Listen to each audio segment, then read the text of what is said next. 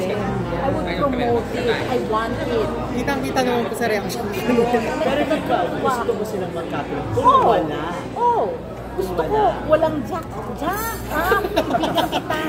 Balik tayo dun sa wala kang alam. Yun, gusto ko sila. Matuloy na sila. Game na. So ngayong nalaman mo. Mag-google na tayo. So ngayong nalaman mo na. Ay mo na, just relax. Sorry na siya. Diba? Sorry na ka. Pero are you a fan? Ngayon fan ka na ba ng Barda? Mas ginanon nga during the shooting.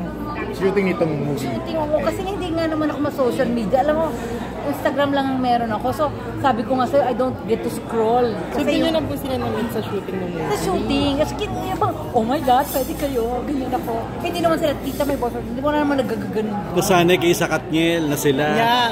Diba? Di kayo, diba? Thank you, Lord. Maganda ang Nag-sorry po ba kayo personally kay Barbie? Ngayon ko lang nga nalaman. Sorry na sabi ko. Sorry rin siya. Ay, lang si Pero tita. ang ganda ng experience mo sa kanilang dalawa. Yeah, they're very nice. They're very, just like na yung sabi mo, Ray. They're like Casielas. They're very respectful. Si Barbie ang galing-galing. She is very, parang ano yan iiyak ka dito pag ganyan. Oh! Umiiyak ka na. Teka lang, sayang iluha mo yan, ganun. Yung bilis niyang kuhain. Kasi Si David kasi, hindi ko na ika-eksena. I think there was one which is very short. So, pero nga, dahil nga, first time kong mapanood yung trailer, he's very good.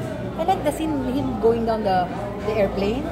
He looks rich. He looks, dignified. He looks like a simpatico guy. Pasok siya sa aking pananaw. Halika, panoodin na natin kasi ito.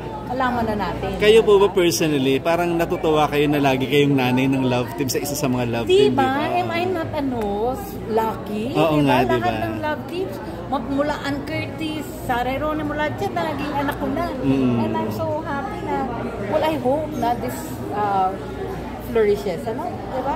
Sana. Kayo po ba personally, nalungkot kayo dun sa, because you're close to Katniel, diba? At what happened dun sa Katniel? Yeah, sa breakup po nila nabalik. Oo naman. Lahat naman tayo. Ano yung naging first reaction nyo nung nalaman nyo on social media? Or sa ibang tao, diba? Nalungkot ako. Yun lang. Walang kaplastikan. Nalungkot ako. Everyone, basta. Sinabi mo Arlene, kanina may na-mention ka na may batch na kulang sa respeto sa mga problema. May pagkaulyanin ako. Anong klase experience ba yan sa'yo? Ano dami? Talaga? Daan ka lang. Oo, naku kami nila Irma, no? Naku si Irma, si Irma kami nila Jenny. Meron kami nakasaba. Sabi, yung lahat nagtayo, hello po. Hello naman. May isang hindi tumayo. Isa lang. Nakadegma, well, that's one experience. Iba pa. Tapos, mo na yun. Okay na yan. Pero syempre sabi nyo nga, hindi nyo ba sila pinagsasabihan? Yung nagsabihan sila ni Irma.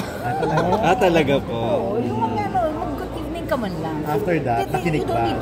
Oo naman. Nandito pa sa showbiz pa. Ayoko na. Pero I appreciate you interviewing me. Kasi minsan, Oo naman po. You're still Miss Herlin. Hindi, kasi pag media call, napapabayaan yung ibang supporting. So I appreciate that everyone's being asked questions. Natuwa lang rin kami sa honest nyo kasi kanina. Yung innocence nyo dun sa dalawa. Pero magte-trending ka for sure. Magte-trending ka. Hindi naman. Hindi matutuwa sa'yo ang Barda. Support ng Barda. Hindi naman. Jack, mag-meet tayo. Alam. Oh my God. Kaya pala ginanon ni Barbie. Sorry. Thank you. Bye-bye. Thank you po. Congrats. Solo mo. Ako,